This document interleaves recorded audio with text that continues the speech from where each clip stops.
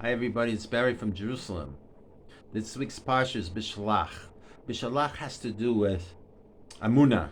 Amunah is the Hebrew word for faith.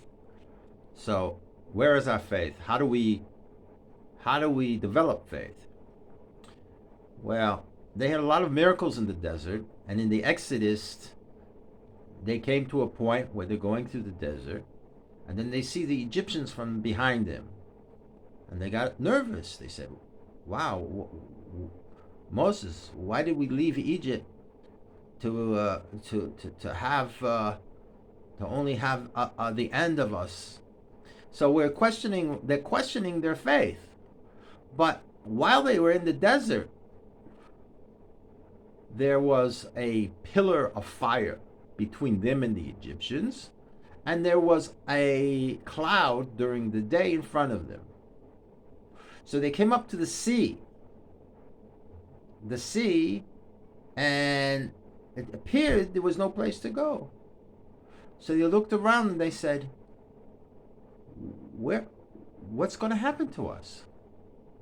So they started complaining, and Moses said, what are you complaining? So Moses spoke to God and said, why are you shouting? Just go forward. The clouds of glory had surrounded them. Now, when they were going through the desert, the clouds of glory were always following them. But now they were behind them, and then they were ahead of them. So how do they make the decision? Should we listen to Moses, or should we listen to God? And Moses was their leader. So they were in a dilemma. So Moses had his staff.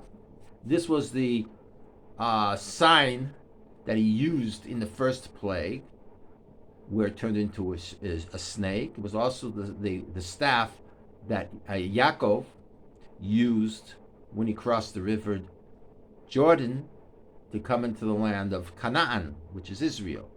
So this staff had an important thing. But there are two aspects to the tradition. There's the Torah Shebichtav and the Torah Shebal Peh. And it says in the 5 books of Moses, it didn't say anything about a staff. This is why you have to learn the Torah with the Torah Shebal Peh, which is the Talmud, which is the unwritten tradition that was supposed to be passed orally from generation to generation. So they had a dilemma here. So God actually told Moses, he said, take your hand. In other words, he was trying to teach them to take initiative in building your faith. Because really the staff would work. But Hashem said, no, you're my leader. Use your hand. And then he created what's called a miracle. We don't like to rely on miracles. But the bottom line was, he was able to split the sea. Now, man was created on the sixth day of creation.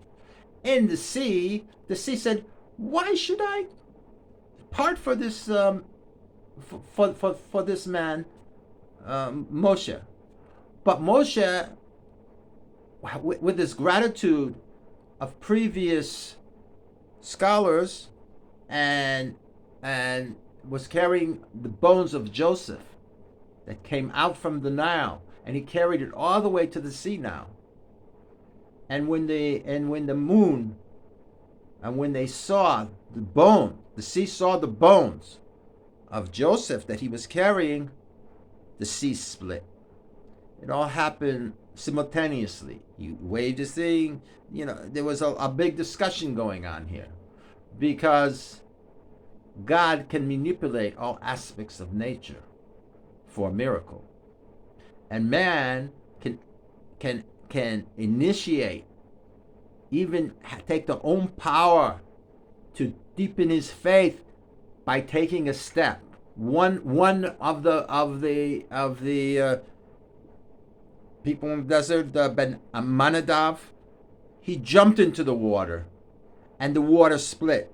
All these things kind of happened simultaneously, in which to create a path for them to go. And it wasn't just a path, because they were able to cross. When they crossed, the enemy was behind them, and they came to dry land. And the enemy, as they were halfway across the river, they were swallowed up by the water, and Egypt was destroyed.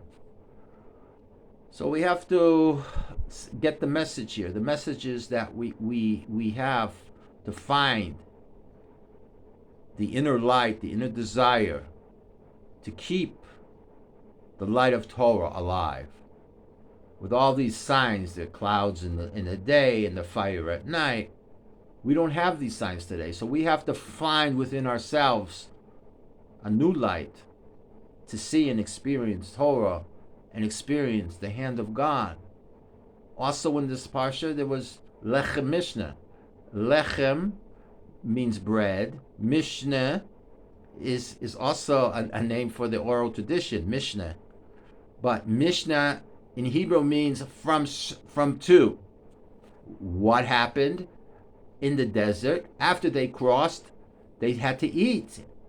So they ate man, which was a special bread-like substance that fell from the heavens, from Shemayim, from that of the water. Mostly bread is lechem, from the earth.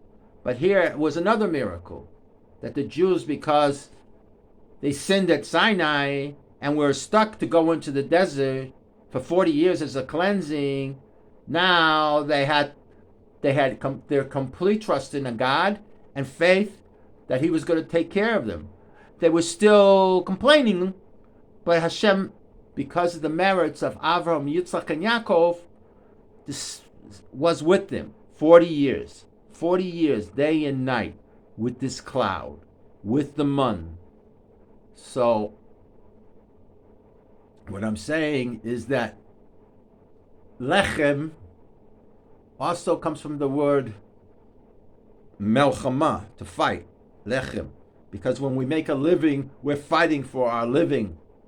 So the lechem is part of it. This is the physical thing we have to do to survive, called parnasa. And this is the parsha of parnasa.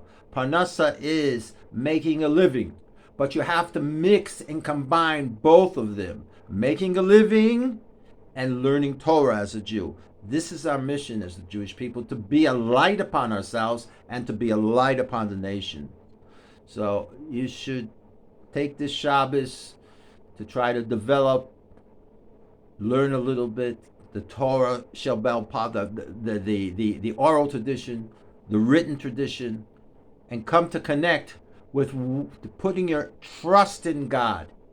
Because even though the clouds were surrounding them, so they didn't know really which way to go. The cloud moved up, moved forward, they would go forward. But here it's surrounding them. So how do you know which way to go? God is giving us a message. He's teaching us something. He's saying, take the little light within yourself and move forward. Do, and God will be with you. So you should have a good Shabbos.